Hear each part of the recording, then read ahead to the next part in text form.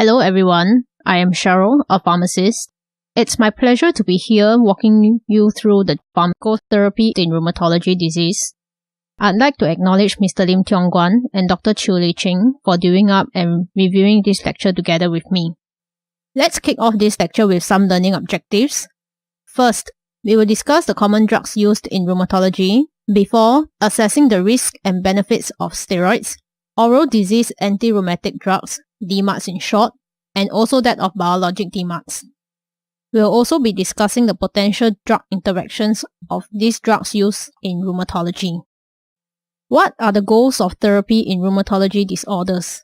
For a start, controlling the underlying inflammatory disease, providing symptomatic pain relief, and achieving disease remission or low disease activity are some immediate goals to prevent long-term complications associated with rheumatology disorders. Some long-term goals include preventing structural damage and preventing comorbidities such as interstitial lung disease and osteoporosis.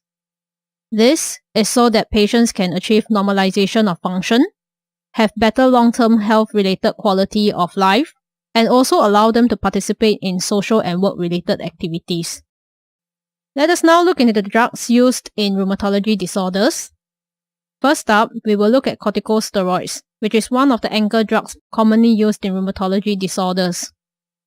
The main function of corticosteroids is to bridge therapy for DMARDs, which usually takes some time before maximal effect can be seen. Doses of corticosteroids are usually used in a tape-down fashion over time due to their sinister long-term side effects. This diagram nicely summarizes the therapeutic effects and adverse effects of corticosteroids. The therapeutic effects are on the top half of the diagram in green, while the adverse effects are in the bottom half of the diagram in red. Corticosteroids mainly have anti-inflammatory and immunosuppressive effects, which help to reduce pain, swelling, and stiffness in arthritic conditions, and disease flares such as vasculitis and lupus nephritis in systemic lupus erythematosus. As mentioned, doses of corticosteroids are used in a tapered-down fashion, starting off with a high dose, then reducing the dose gradually as soon as improvement is seen. This is due to the myriad sinister side effects associated with corticosteroids, including increased risk of gastritis or gastric ulcer when used concomitantly with non-steroidal anti-inflammatory drugs, which are also known as NSAIDs.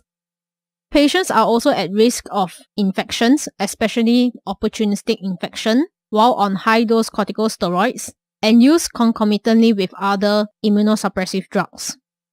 Long-term side effects that have negative impact even after cessation of corticosteroids include osteoporosis, suppression of the hypothalamus pituitary adrenal HPA axis, Cushing syndrome, cataract, and glaucoma. These are usually associated with high-dose corticosteroids used over long periods of time of more than 3 months. Now let's move on to the traditional disease-modifying anti-rheumatic drugs. We have a few DMARDs available for rheumatic conditions, and most of them are used for autoimmune rheumatologic arthritic conditions such as rheumatoid arthritis and psoriatic arthritis. The DMARDs we currently use in Singapore are Methotrexate, Sulfasalazine, Hydroxychloroquine, and Leflunomide. Some other traditional DMARDs such as gold salts and penicillamine are no longer in use as they have fallen out of favor due to their serious side effects. We'll start off with Methotrexate, which is the DMARD of choice in rheumatoid arthritis. Methotrexate has a fast onset of action, usually showing its effect within 4 weeks of initiation. It also has shown good efficacy as monotherapy and in combination with other DMARDs in various rheumatoid arthritic trials. Methotrexate is associated with some gastrointestinal side effects such as nausea, poor appetite, and stomatitis, and also hematological side effects such as pancytopenia.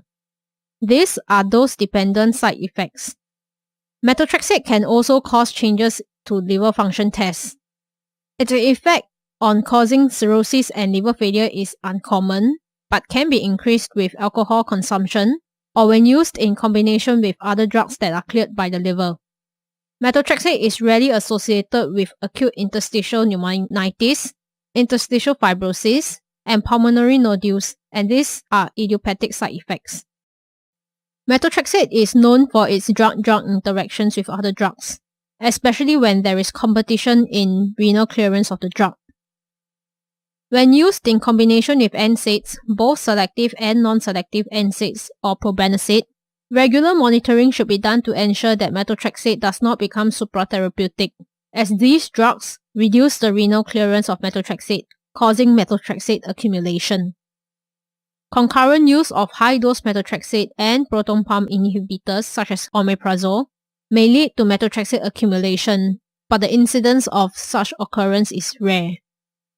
Methotrexate concurrent use with cotrimoxazole, also known as Bactrim, treatment should be avoided due to the increased risk of pancytopenia with doses of methotrexate as low as 10 mg a week. However, it seems like the pneumocystic coronary pneumonia prophylaxis dose of cotrimoxazole is well tolerated with concurrent methotrexate. The usual PCP prophylaxis dose of cotrimoxazole is 960 mg 3 times a week, as opposed to 960 mg 2 times a day for urinary tract infection. Methotrexate use is contraindicated in pregnancy and is listed as FDA Pregnancy Category X. This is due to the risk of fetal death and/or congenital abnormalities associated with methotrexate. It is recommended that pregnancy should be avoided for at least 3 months following treatment in male patients and at least 6 months in female patients. Leflunomide is the next most efficacious DMARD after methotrexate. It is often used when methotrexate is not tolerated or contraindicated. Leflunomide has some side effects that are similar to that of methotrexate. It has high incidence of gastrointestinal side effects such as nausea, vomiting, and diarrhea. Transaminase derangement, myelosuppression, skin rash, and reversible alopecia can also be expected with leflunomide. Leflunomide has a particular effect on blood pressure elevation and is known to cause some new hypertensive cases. Neuropathy is also a side effect that has been observed with leflunomide. Leflunomide is a weak inhibitor of CYP2C9, hence, concurrent use with warfarin requires close monitoring. It is also teratogenic and is FDA Pregnancy Category X. Due to the long half-life of its active metabolite, an average of 18 to 19 days, it is not enough to avoid pregnancy a few months after use of leflunomide, just like the case of methotrexate. A cholestyramine washout is warranted if patient is planning pregnancy. 11 days of oral cholestyramine, 8 grams 3 times a day is recommended. Hydroxychloroquine is the mildest of all DMARDs. Monotherapy has not been shown to retard erosive disease, and use in combination with other DMARDs is recommended. Hydroxychloroquine has a shorter list of side effects in comparison to methotrexate and leflunomide. It can cause gastrointestinal disturbances, some dermatological effects such as skin rashes and hyperpigmentation, some CNS side effects such as dizziness, and also has been found to reduce plasma glucose and serum lipids, although rare.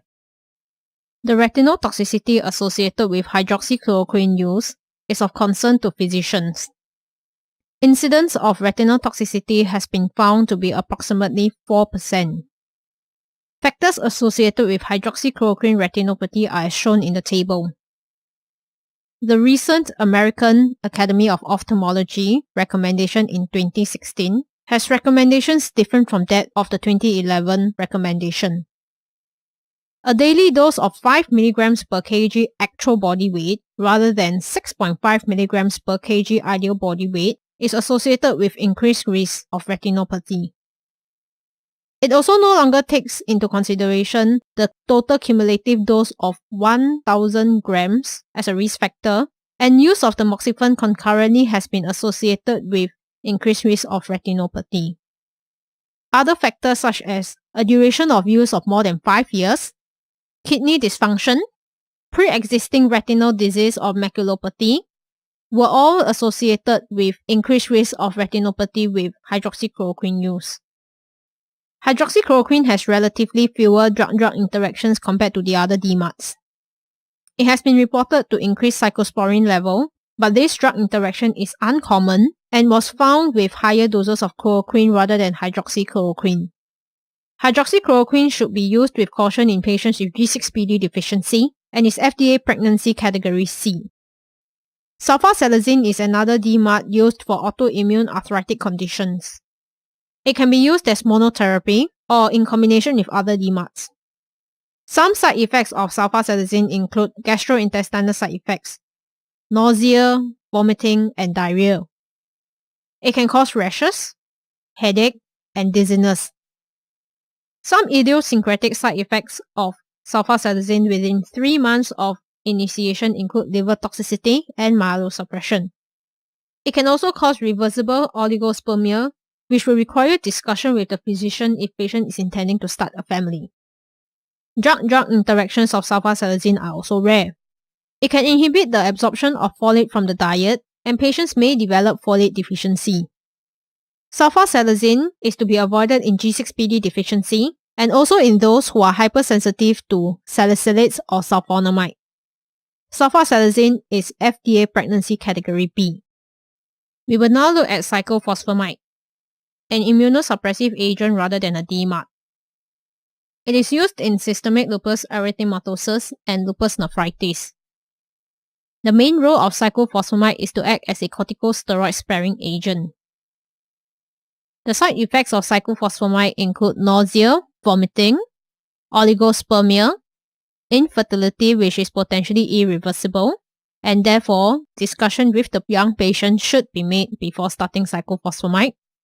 Hemorrhagic cystitis can also occur, which usually requires MESNA and also adequate hydration to ensure that the patient clears the cyclophosphamide from the bladder. Thrombocytopenia can also occur. Patients who are on cyclophosphamide may be predisposed to opportunistic infections such as pneumocystic kidney pneumonia. Hence, PCP prophylaxis may be needed in this group of patients, especially if they have other risk factors such as use of steroids and also other lung diseases. Renal dose adjustment may be needed for a certain group of patients, especially if the renal function is very poor. The use of cyclophosphamide has been associated with some drug-drug interactions. For example, if used with enzyme inducers such as phenytoin, rifampicin, alcohol, and barbiturates, this can lead to the increased production of phosphoramide mustard and increase the risk of toxicity. The concurrent use of cyclophosphamide and allopurinol can increase the risk of myelosuppression. And if used concurrently with anticholinergic agents in susceptible patients, such as those with underlying bladder obstruction or any drugs that promote urinary retention, such as midodrine and pseudoephedrine and duloxetine, this can increase the residual urine retention and the exposure of the bladder to acrolein, which is the metabolite of cyclophosphamide, and this can increase the patient's risk of hemorrhagic cystitis.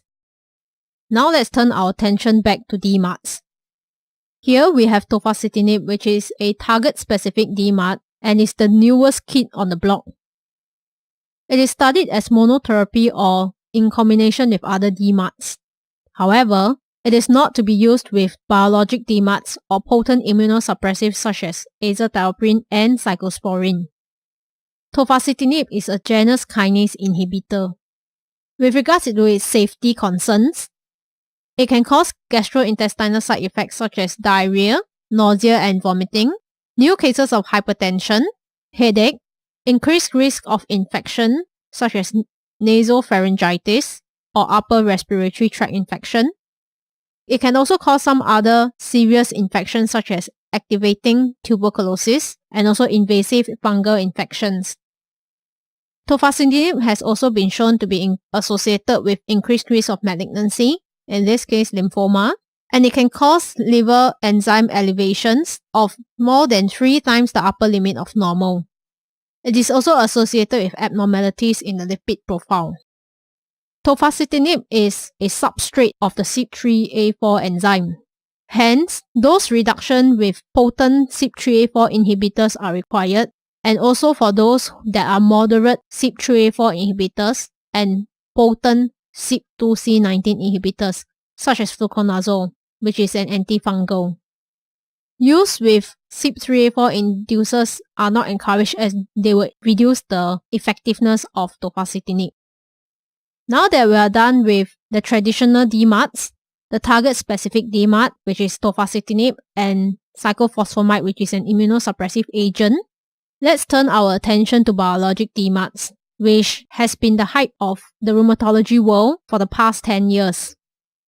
For the classes of Biologic DMARDs, we have anti-tumor necrosis factors, or anti-TNF in short. In this class, we have adalimumab, infliximab, etanercept, golimumab, and certolizumab. We also have interleukin-1 antagonist, which is anakinra, interleukin-6 antagonist, which is tocilizumab, anti-CD20 monoclonal antibody, which is rituximab, and T-cell co-stimulatory blocker, abatacept. You notice that I've not mentioned any other biologic DMARDs such as ustekinumab, because here our focus today of biologic DMARDs will be those for rheumatoid arthritis. Biologic DMARDs differ from non-biologics in that they target specific areas of the immune system. In this diagram, it is shown that antigen-activated CD4 plus T cells stimulate macrophages to produce the cytokine interleukin-1, interleukin-6, and TNF-alpha. These drive synovial inflammation in rheumatoid arthritis. TNF-alpha and interleukin-1 are potent stimulators of synovial fibroblasts, osteoclasts, and chondrocytes that release matrix metalloproteinases. Joint damage occurs in RA as a result of degradation of connective tissue by matrix metalloproteinases and stimulation of osteoclastogenesis by activated CD4 plus T cells. The activated CD4 plus T cells also stimulate B cells to produce immunoglobulins, including rheumatoid factor. The precise pathogenic role of rheumatoid factors is unknown, but it may involve the activation of complement through formation of immune complexes. In this slide, we have more details of the biologic DMARDs used in RA. We have anti-TNF in the top table and non-anti-TNF in the bottom table. The route of administration for biologic DMARDs is via injection, but it may be subcutaneous or an IV infusion. The half-life of biologics vary, but one thing in common is that they have onset of action faster than that of traditional DMARDs, namely Methotrexate, Leflunomide, Hydroxychloroquine, and Sulfasalazine. The traditional DMARDs usually take approximately 4 to 8 weeks to first show effect, as opposed to the biologic DMARDs, which usually take about 1 to 2 weeks to show effect. Apart from anakinra, which is a daily injection, the rest of the biologic DMARDs have special dosing regimens. For example, adalimumab is given as a subcutaneous injection, 40 mg every other week, whereas for infliximab, an IV infusion, the dose is given at day 0, week 2, week 6, and every 8 weeks thereafter. The adverse effects of biologic DMARDs can be broadly classified into those that are target-related and those that are agent-related. Administration reactions is one of the common agent-related reactions that is associated with biologic DMARDs such as infliximab. Hence, pre-medications such as antihistamine, usually diphenhydramine, corticosteroids, and paracetamol are given to patients before infliximab infusion commences. Immunogenicity may occur with some of the anti-TNFs, which I will discuss later, and also hypersensitivity reactions may occur. With regards to target-related adverse effects, infections, especially opportunistic infections, may occur with biologic DMARDs since they deal with the immune system. Malignancy, patients may be at increased risk of malignancies or relapse of their malignancy if they had any previous history. Demyelinating conditions may worsen if the patients are started on biologic DMARDs.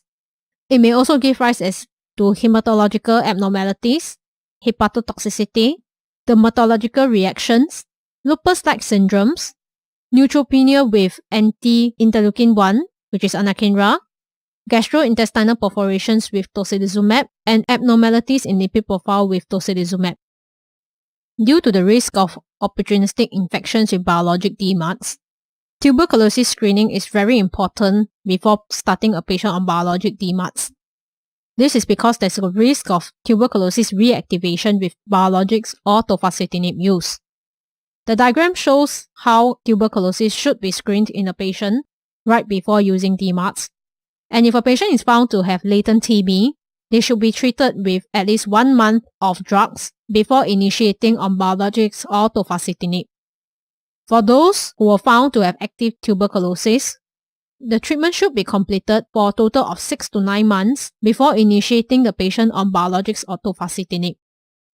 Other screens of comorbidities as shown in the table are important too, right before starting the patient on biologic DMARDs.